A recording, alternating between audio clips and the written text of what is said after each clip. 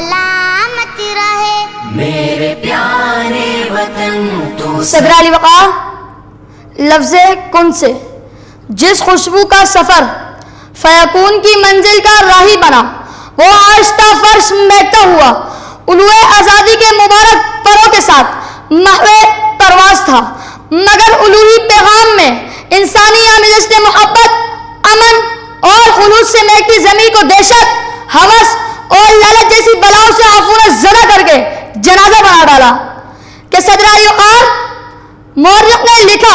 اور ہم نے دیکھا کہ اس سے دادے دوروں پر گریہ زاری کی روایت آج سے نہیں بلکہ روزہ اول سے جاری ہے۔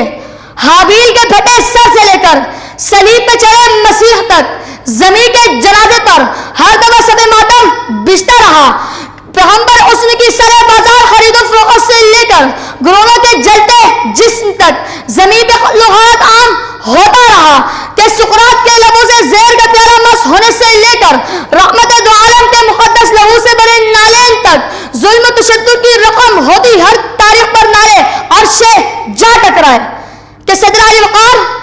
سچ تو یہ ہے کہ آج انہی ہاتھوں نے زمین کو جنازہ بنا رکھا ہے، کہ آج انہی ہاتھوں نے شام، برما، فلسطین اور کشمیر میں بدل رکھا ہے کہ ہم تو وہ لوگ ہیں علی وقار جنہوں نے زمین کے سینے پر نفرتوں کے بم داغے اور انسانیت کی دھجیاں اڑا ڈالی، کہ ہم تو وہ لوگ ہیں علی وقار جنہوں نے خدا کی سبز موسموں والی زمین کو آلودگی ناسور سے باز ڈالا کہ یہ گڑھ ہیں جو کبھی جھیل تھے، جو کبھی تھر کی چھاتی پہ جھومتے، کئی سندھ تھے، کئی نیل تھے، یہ کس نے دھرتی کا سب چہرہ مسخ کیا ہے، یہ کون سبزی کو لال کرنے پہ تل گیا ہے۔